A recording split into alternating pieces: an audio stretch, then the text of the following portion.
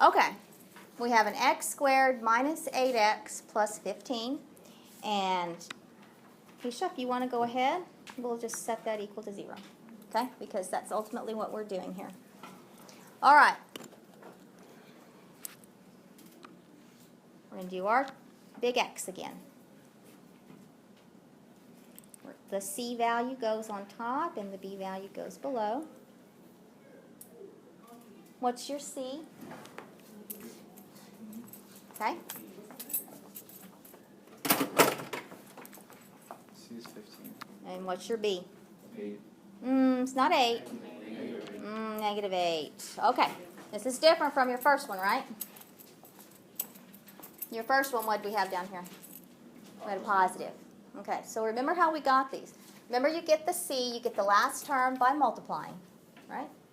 So in this case, we actually multiplied not by 2 positives, but by 2 negatives, right? Because the only way we're going to get a negative 8 with this combination is if we're adding 2 negatives together, right? So here and here are the 2 negatives.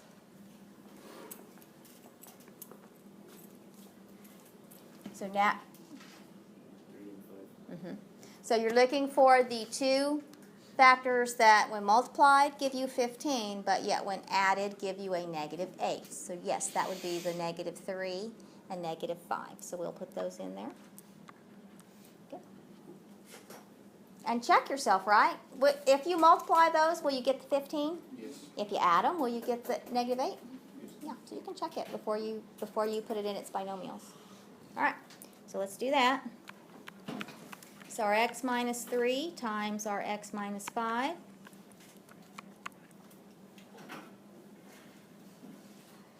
So we put it back into our multiplication so we can use our zero product property. So either the x minus 3, did it again, is our 0, or our x minus 5 is our 0.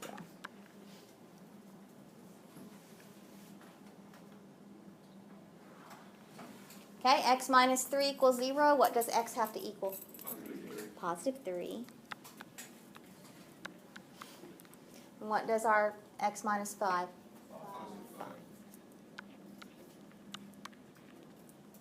Are you seeing the pattern here yet? What are we doing to get the actual solution? What are we doing? Are we just changing the sign? Are you seeing that yet? Okay. Questions on that one? Okay, an x squared plus x minus 20. What do you notice different about this one? Oh, well, it is. It's a 1, right? The C now, this time your C is a negative. Everybody see that?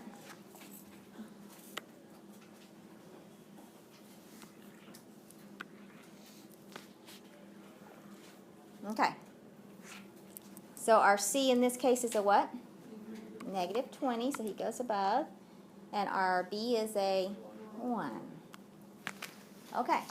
How did you get a negative 20? Think about it. You multiplied those last 2 terms, right?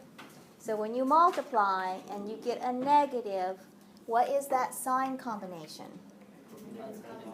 One has to be positive and one has to be negative, right?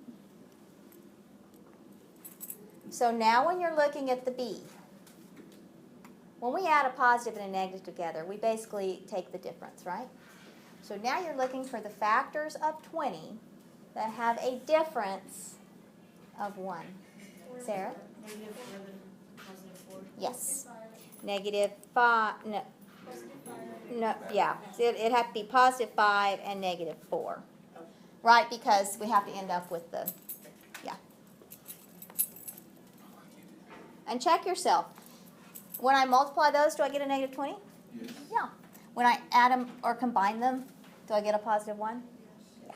Okay, so put them in your binomials.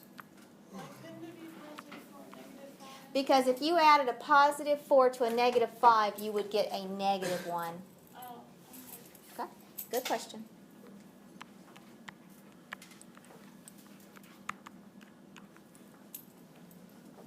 And we're going to use our zero product property, so we're going to set those equal to 0. So your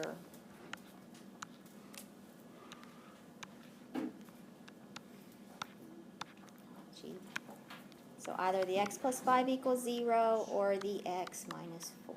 It's not letting me write.